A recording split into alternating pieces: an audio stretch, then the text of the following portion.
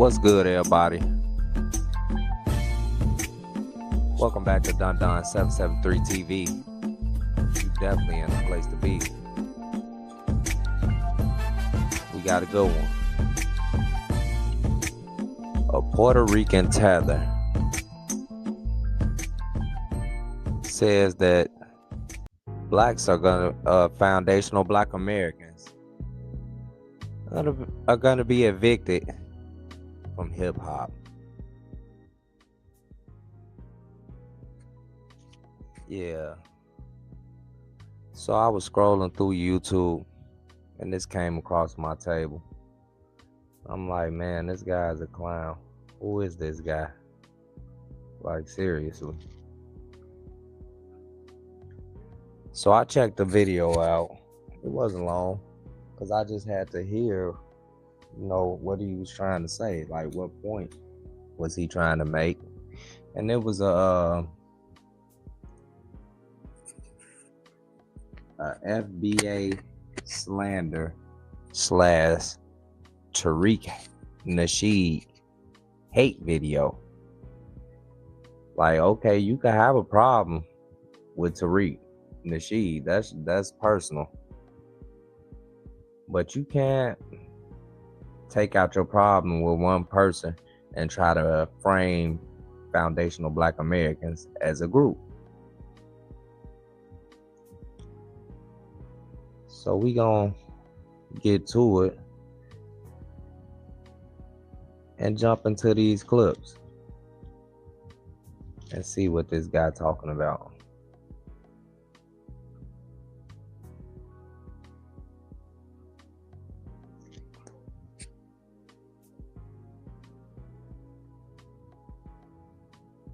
All right, so this clown. Now let's get into it. His FBA isolationist cult from the House of Hip Hop.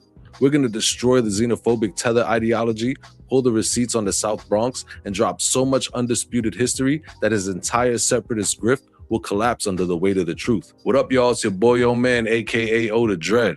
Now, before I drag my intellectual nuts across this nigga Tariq's forehead, I have to send a massive shout out to Cam James and FD Signifier. Thank you both for inspiring this video.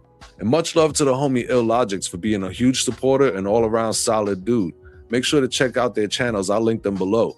But right now, public enemy number one is Tariq Nasheed. Now, I told you in the last video exactly who I am. I'm a former rapper. I'm an Afro-Latino, and I've been a member of the Universal Zulu Nation for going on 2 decades. I didn't learn hip-hop history from a predatory blog looking for clicks. I learned it from the architects who poured the concrete. Tariq Nasheed and his followers are currently running one of the most toxic, historically fraudulent campaigns in modern. So yeah, he introduced himself. He says, we know exactly who he is. And he's right, we do. We do understand the history and the dynamic. There have been documented moments like positions taken by organizations like LULAC during the Civil Rights era, where alignment with Black Americans, it just wasn't there. So when we have conversations about culture, identity, and participation, it's not coming from ignorance. You understand? It's coming from awareness of both collaboration and documented history where support wasn't given.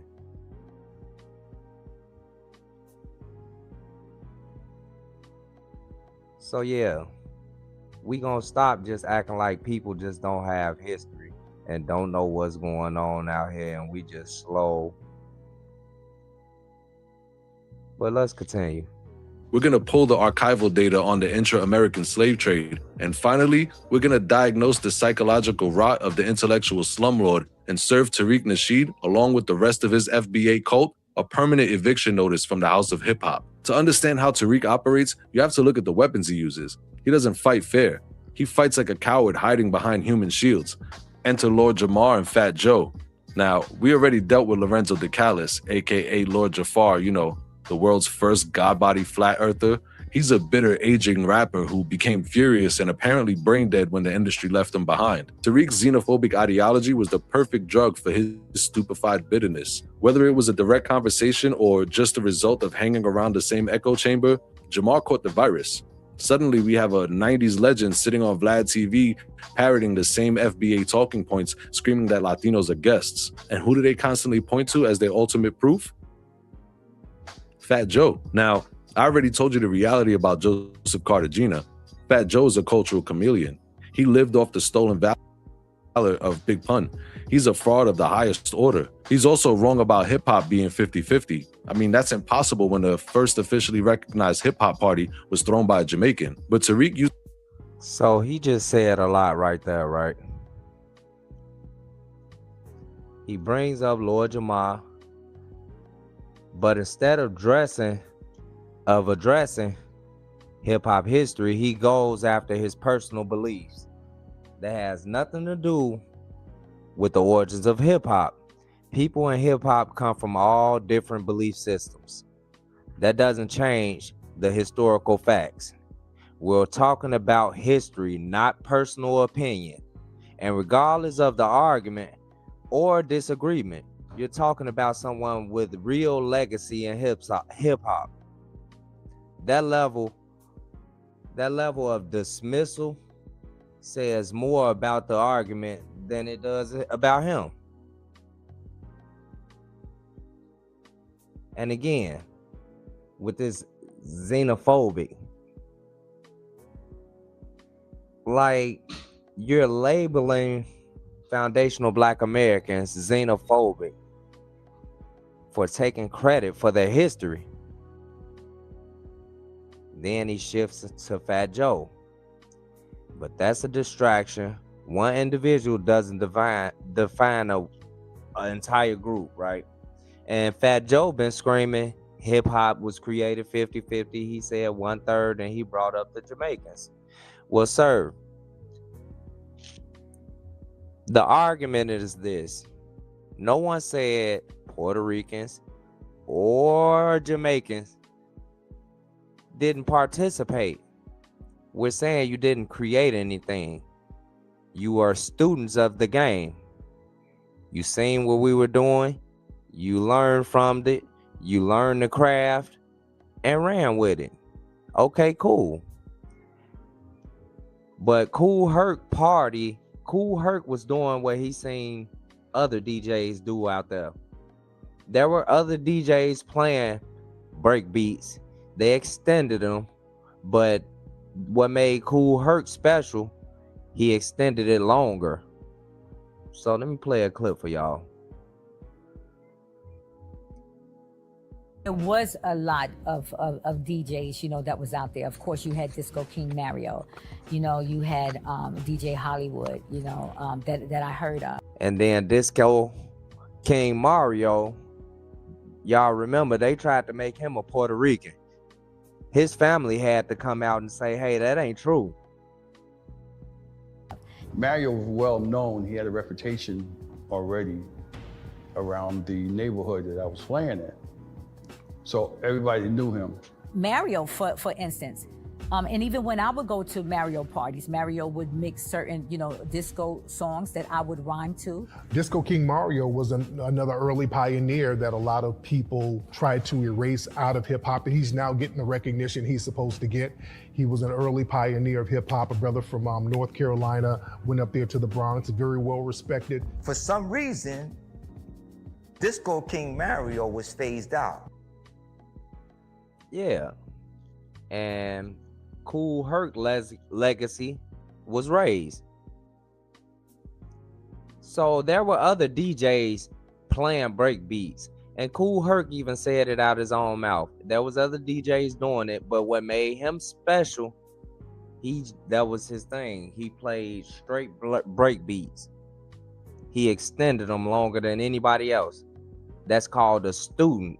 He watched, learned the craft, and made it better. So we're gonna dive back into this clip.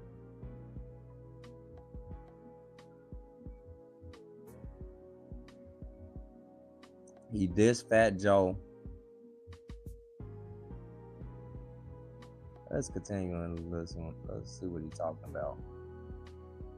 Uses Fat Joe's fraudulence have as a no weapon of friends, mass man. destruction against an entire ethnicity. Tariq points at Fat Joe and screams, "Look at this culture vulture. Puerto Ricans are trying to steal hip-hop." He uses another modern-day race grifter to erase the blood, sweat, and tears of the actual 1970s pioneers. Tariq needs Fat Joe to be the face of Latinos in hip-hop because if the face of Latinos is a proven liar, then Tariq never has to answer for the real heroes. He never has to answer for the Puerto Rican gangs who shed blood to help make the culture possible. I'm currently producing a mini documentary on the complete, uncut history of hip-hop that'll drop on this channel soon, but let me give you an appetizer. And the city abandoned the borough. the Puerto Rican gangs out there in the Bronx and the dynamics between the black, foundational black Americans and the Puerto Ricans in the Bronx. So let's hear him out. He say he doing a documentary with a bunch of lies. Let's listen though. Were run by militant gangs. The largest was the Ghetto Brothers, founded by a Puerto Rican visionary named Yellow Benji Melendez. When the violence reached the boiling point, Yellow Benji sent his peace ambassador, a brother named Cornell Black Benji Benjamin, to negotiate a truce. Black Benji was brutally beaten and did not survive his injuries. The Ghetto Brothers had the numbers to retaliate and turn the Bronx into a graveyard. Instead, Yellow Benji called the whole Avenue peace meeting. He brought black and brown gangs together and brokered the historic borough-wide peace treaty. That treaty cleared the parks. That treaty stopped the stabbings. That treaty created the integrated safe space that allowed DJ Kool Herc to bring his massive sound system outside to 1520 Sedgwick Avenue. Bam. So, he claimed that treaty allowed hip-hop to grow. So I'm gonna play a clip for y'all. He started his timeline in 71 talking about gangs in the Bronx, what happened after Black Benji was killed. Now let me clear this up. By 1971, all the elements of hip-hop existed already. And even the term rapping was being used as a way of saying talking or having a conversation. Let me rap to you, brother. We was already saying that. Let me rap to you, sister. Come on, let's rap. We was saying the term rap already by 71. Now, when he called this an integrated safe space, that's not what it was at all. It was a handful of Puerto Ricans, which they were safe because we don't have any hatred towards any other groups. We don't move like that where if we see a Puerto Rican or Mexican or something, we're hostile towards them. On the other hand, I can personally say here in Chicago, back in the 90s, early 2000s, that was a thing. Like black people didn't ride through areas like Humble Park and things like that. Why? Because you would be riding and those Puerto Ricans over there throw bottles and shit like that at your car. On the other hand, we don't do that in our neighborhood. We just don't do shit like that. So yeah, they had a handful of Puerto Ricans over there learning. Some maybe off to the side in the group watching. Some sprinkled in the crowd. But once again, that's presence. That's a limited presence. That's not creating anything. And again, being present doesn't mean you created anything. That means you was a participant. And that was real tension back in them days between Puerto Ricans and black gangs. So the idea that this was fully unified from the beginning, that's not accurate. And I'm gonna play a clip for y'all. So this clip I'm about to play,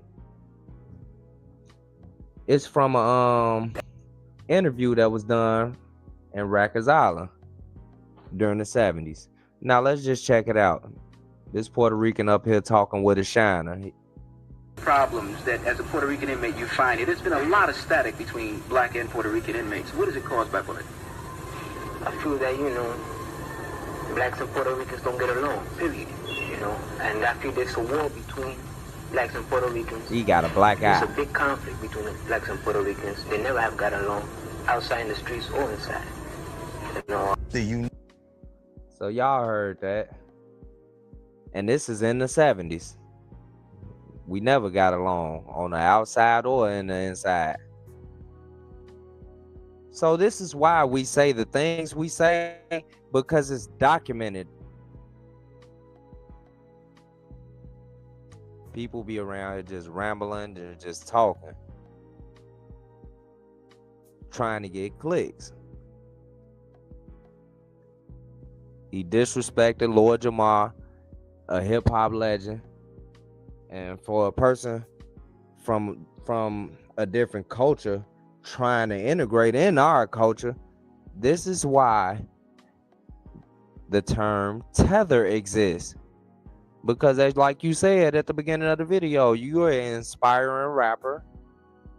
And if this movement wasn't going on, y'all see he got his little African colored beads on. He'll be somewhere in a music video with some braids portraying us. Yeah, so he dogged out Lord Jamar. He dogged out Fat Joe. Jumped to the 70s, talking about the gangs. What's the guy name? Can't think of that. The Hispanic guy name. But the brothers, whatever the gang name was, he say that was the reason hip hop was able to grow. So we're gonna jump back to the video and see what this guy talking about.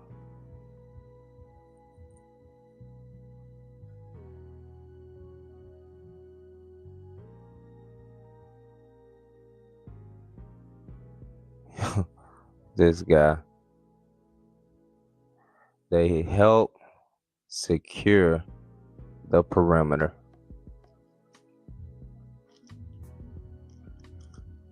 I had another clip for y'all. 1 second, let me get this clip because we got to see this. I want y'all to see this clip. Oh, I got it right here. That's on me. That's on me, y'all. Hold on, let me play this clip for y'all. I had paused it. Check the rest of this out. The unique thing about Mario was because he was one of the Black Spades, they were able to go all over the Bronx and play in other people's areas. Not many people can do that. A lot of the gangs were fading out by the time hip hop came in. Or what came to be known as hip hop, let's put it that way. A lot of those gangs turned into crews. Like Mario's, that's the first division of Spades. He came up with the Truck City crew. For the early hip hop DJs to do what they did and get the respect that they needed to get, they had to have street connections. They had to know about the gangs and where to move and where to shake around the city. Mario was connected with the Black Spades, so he had that street respect. You couldn't go around the Bronx in the 70s at that time with a lot of equipment trying to set up somewhere and you didn't have street connections. You had to be somebody who... And I guarantee you, Mario ain't have a bunch of Puerto Ricans protecting him. The racial tension has been there. Let's continue on though. Just students learning from Black Americans 10 years later. Let's dismantle that historical illiteracy right now. Look at graffiti. Tariq wants to claim graffiti is an exclusive FBA invention. Well, 1974, a Puerto Rican kid named Lee Quinones hits the subway system. All right, hold up, because I know y'all gonna come for me if I don't say it. We all know the story about Cornbread out in Philly in the late 60s who was doing graffiti, and people like to call him the first graffiti artist. But you know what Tariq won't tell you? He won't tell you about Taki 183, the Greek Italian here in New York City who was doing graffiti at the same time Cornbread was out in Philly. Or he won't tell you about Julio 204, the Colombian, who's also doing graffiti at the same time as Taki 183. He also won't tell you about the reptiles, you know, the famous reptiles that you see all over the most famous graffiti artworks all over New York City. Yeah, those reptiles were inspired by a white cartoonist named Von Bodie. So I'm really not trying to hear all this separatist talk. But by November 1976, Lee and his multi-ethnic crew, the Fabulous Five, paint the first whole train. 10 subway cars, top to bottom, fully painted, riding through the 5 boroughs. He wasn't a student copying homework in the mid-1980s. He was writing the visual language of the culture in 1974. Let's look at the DJ. The FBA narrative completely erases So I'm gonna stop it right there. He shifts into graffiti, but again, his whole argument starts in the 70s, and that's already late, sir. Everything you have to say, your contributions, come from the 70s. It was over with already. About the stuff you naming is a decade. It's been 10 years. Cornbread was doing it 10 years ago, and Taki, that was more of a tagging. The modern day graffiti comes from Cornbread.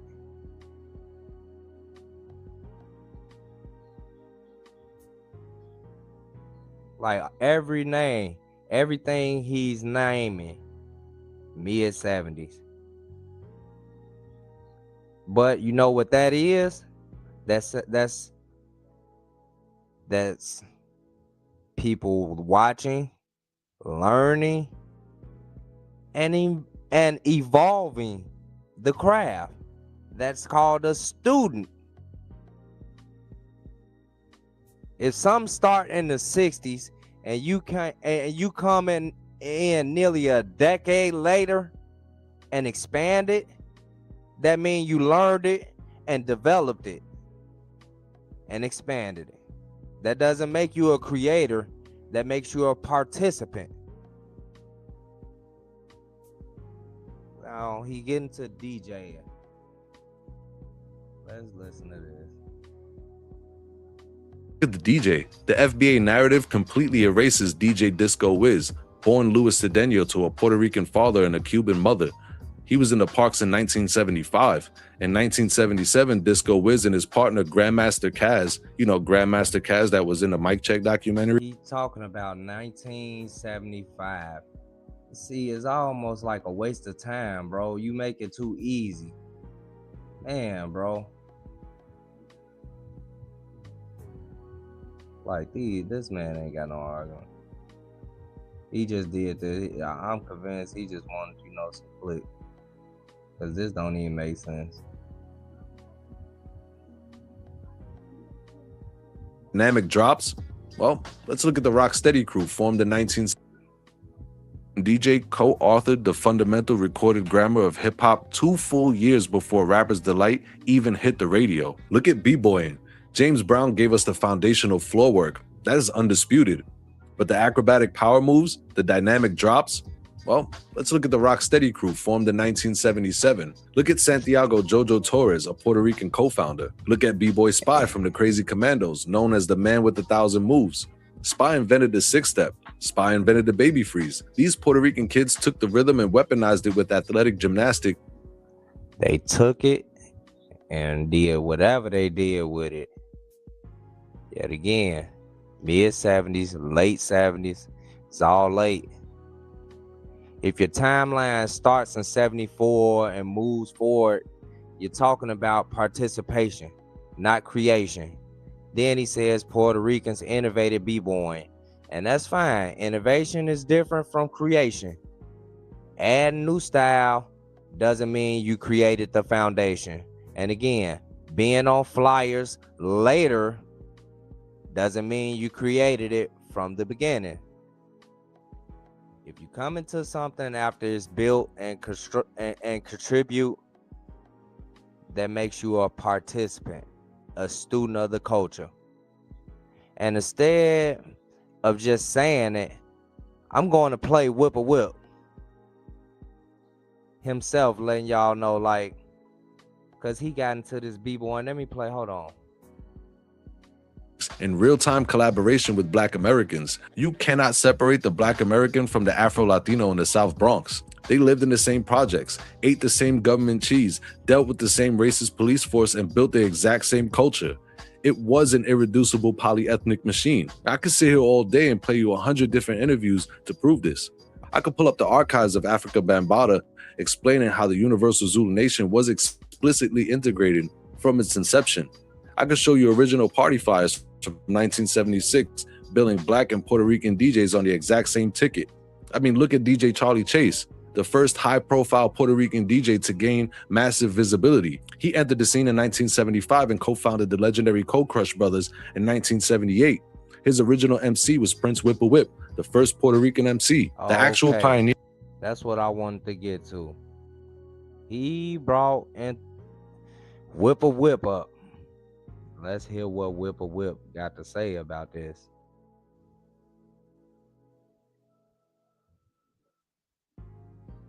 Let me pull my Whippa Whip clip up. I got it for y'all. 1 second. Because we gonna get to the bottom of this. I knew I had a clip missing. Here you go for y'all though.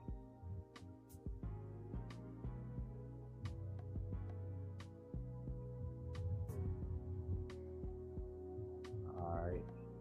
So let's hear what Whippa Whip got to say. 1978. Yeah, what year did you get into did you start rapping, Ruby D? Late 76, early 77. 76, 77. Mm-hmm. The previous 5 were still the 3 MCs.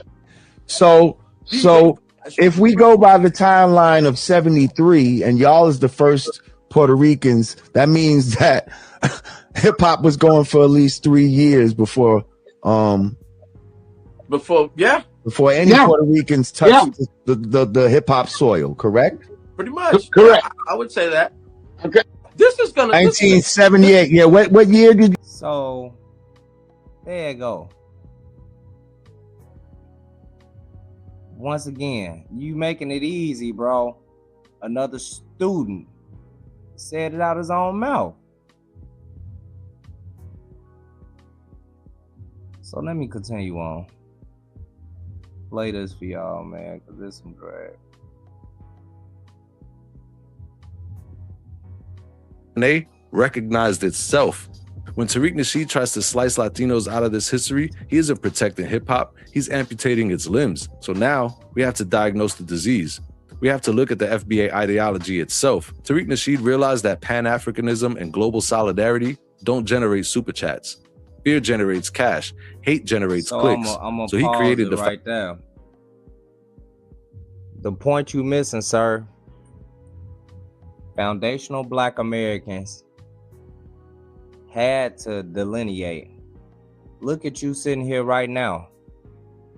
When it's time for reparations to come about, if we would have let things to remain as they are, you would qualify for reparation.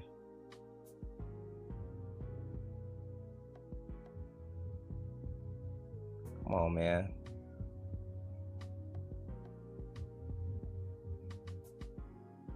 I'm trying to get to this part and we get into this African roots and all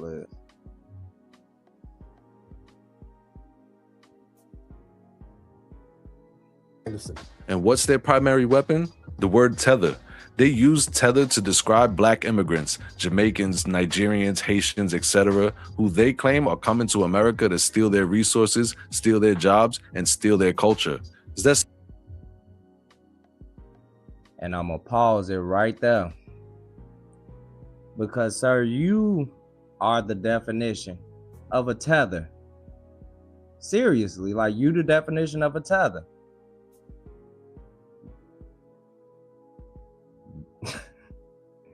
All immigrants, everybody from an immigrant background, they're not tethers. But what makes you a tether is when you infiltrate our spaces, acting like us, and then when it's time to stand up for us, you either do some shady shit, like every time it's a reparations hearing or something like that, there's some black person sitting there talking about why foundational black Americans don't need or shouldn't get reparations. Things like that makes you a tether, because why are you even putting your 2 cents in on something that you don't even qualify to get?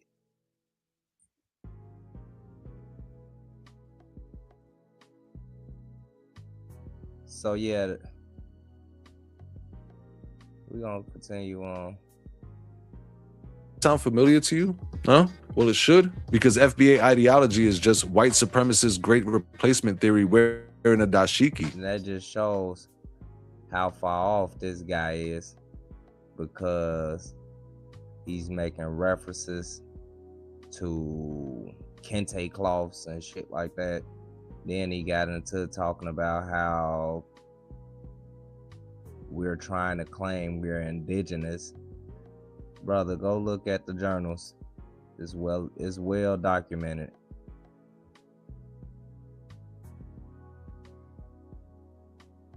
So let's listen. Species, because if you realize your brother in Kingston or your sister in San Juan shares your the American South are inextricably tied to the Caribbean. You cannot surgically extract the foundational black American from the Jamaican, the Haitian, or the Puerto Rican. The colonizers mixed us, moved us, and sold us across the exact same waters. But Tariq needs you to believe that you're an isolated, unique species, because if you realize your brother in Kingston or your sister in San Juan shares your exact struggle and your exact same bloodline. My brother, not my sister.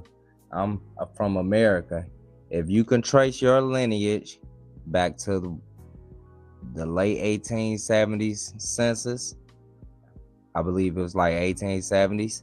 If you could trace your lineage back there, you're a foundational black American. Like plain and simple.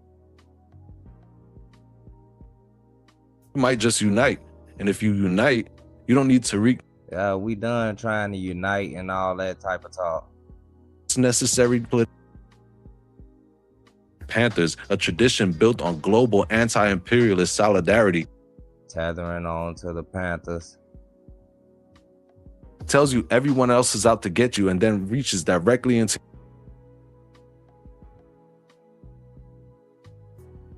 There's a lot of rambling.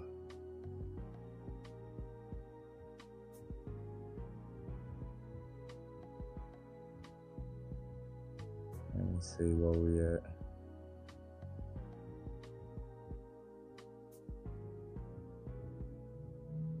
Lock out the rest of the African diaspora. I mean, look at the lengths this man goes to in order to separate himself from his own people. The FBA movement literally tries to claim they are indigenous to the American landmass. So yeah, man, he just went on, man. Tether. Like I say, when it comes to the term tether, that's about behavior, not all immigrants. It's about people who insert themselves into the culture for personal gain without alignment. Then he could play as black Americans to Ku Klux Klans and dashikis and all this weird shit. Every group identifies themselves. So when black Americans do it, that's just clarity, not extremism. And yes, the distinction matters because we are not immigrants. Our history is rooted here.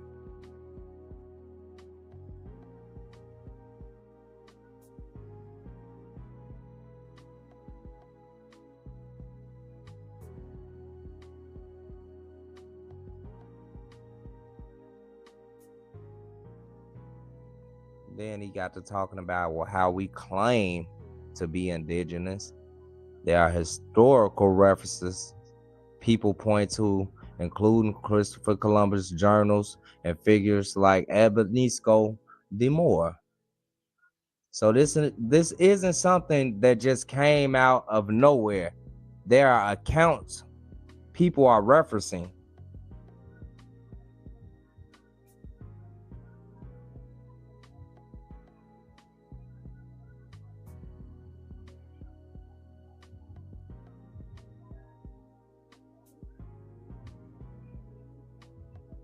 So let's listen to this. Completely valid. The descendants of American chattel slavery are owed a specific, calculable debt from the United States government for centuries of uncompensated labor, redlining, and systemic terror. That is a righteous, necessary political demand. But to So there it is. He says descendants of American chattel slavery deserves reparation. And this is exactly why lineage matters, because it defines who that claim applies to. Without that clarity, you'll have people like him stepping into the conversation that aren't even tied to our lineage. So again, this is about defining who can actually claim reparations. Like this guy here, that's what it's about. These people can't latch anymore. See, we get to naming ourselves and excluding people from us. Like that African American term was so vague. Elon Musk is an African American. So yeah, let's move on, y'all.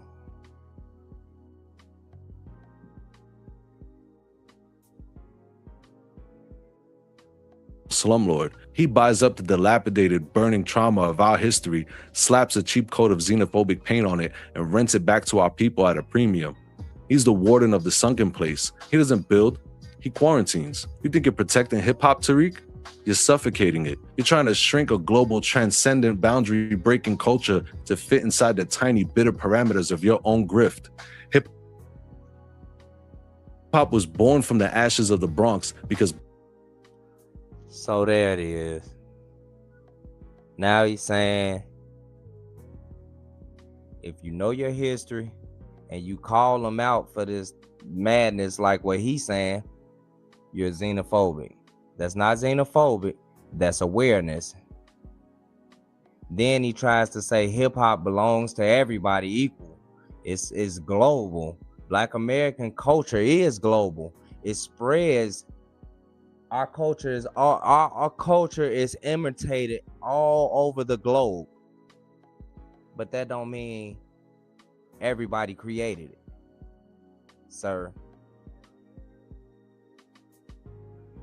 Let's move forward, y'all. We almost through this drag. Tariq Nasheed and his FBA isolationists are not the vanguard of hip-hop. They're termites in the floorboard. And as of today, your lease is up. You're officially evicted. You do not speak for the culture. You do not speak for the pioneers. You're a ventriloquist for... The pioneer. The pioneers speak for themselves. But for some reason, these people ignore the things they said. They ignore Kool Herc saying he learned and got the game from other foundational Black American DJs, and he just took what he learned and made it better. They skipped the fact that they have a young Crazy Legs on video, on recording, saying, yeah, this is the Moreno style. They'll skip over all of that and act like it don't even exist. We're termites. This man here, man, he admits foundation. Hold on, let's check this out. Bitter old heads and a poverty pimp who traded the street corner for a YouTube studio. And that is the nastiest work of all. Man, that's the autopsy. The receipts are in the description. The history of the architects, the intra-American slave trade database. Go read it. I'd have missed some. Poverty pimp who traded... I missed some. Because somewhere in here he said it.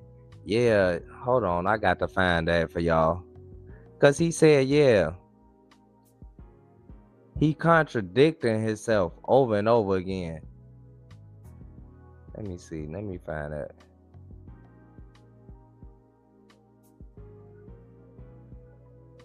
I think I got it right here for us, family. Let's see. I hope this is slumlord. He buys up the dilapidated, burning trauma of our history, slaps a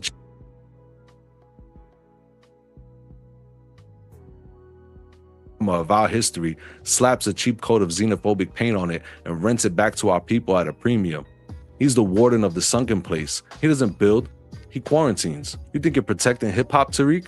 You're suffocating it. You're trying to shrink a global, transcendent, boundary-breaking culture to fit inside the tiny, bitter parameters of your own grift. Hip-hop was born from the ashes of the Bronx because Black and brown kids refused to go quietly in the dark. It was a polyethnic survival mechanism. Black Americans laid the foundation, built the engine, and provided the soul.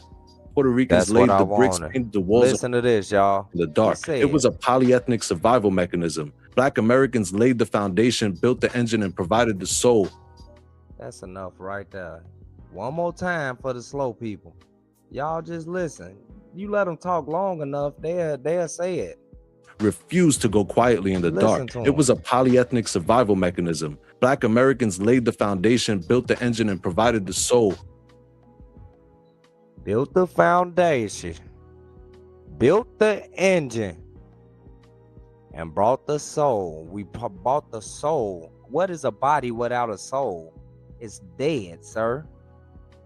He admits foundational Black Americans laid the foundation, built the engine, and provided the soul. That is creation.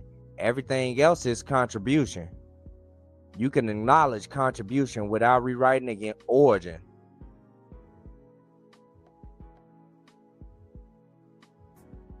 Man, you let these people talk long enough, they'll tell you. I think I got one more clip, and I think I played this part already. Evicted.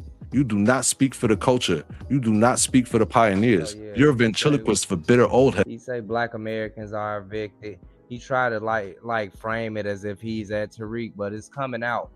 It's all coming out. He's calling out foundational Black American. He calling us termites, saying we are evicted from hip hop. But this isn't about one person. This is about a lineage. And we've seen this before with other genres of music. The origins get blurred. Country music, rock and roll. We're not going anymore in our culture. We're not letting our creations get hijacked anymore. But yeah, like I say, that doesn't change the fact hip hop was created by foundational Black Americans. So at the end of the day, this has already been proven over and over again. We heard it from Whip itself. You got footage of people like Crazy Legs saying it's the Moreno style. This is documented. And throughout his video, he kept contradicting himself. I just had to speak on it because you can't let people like this push narratives unchecked. For real. Over time, we've seen the term change over time. We went from Negro, colored, Black to African American. And African American was just popularized by Jesse Jackson in the late 80s. That's the newest terms. So what we just did was took control of our own narrative. And don't let people like this fool you into thinking anything other. Tariq Nasheed could fall off the face of the earth today. I'm still a foundational Black American, sir. And you've been having people, Smokey Robinson and people like that, speaking up and saying, I'm not African. They were saying they was Black. But once again, those terms are too vague. An African could come over here to America and say he's Black. So now defining ourselves as foundational Black Americans is about clarity. It's about lineage rooted here in America. If you can trace your roots, your lineage back to the late 1800s, like I told y'all earlier in the census, then you're a foundational Black American. Point blank, period. It ain't no debating it. So y'all let me know y'all thoughts in the comments. Do this Puerto Rican got a point? What is he talking about? Man, listen, man. Pack this nigga up. Church on the move.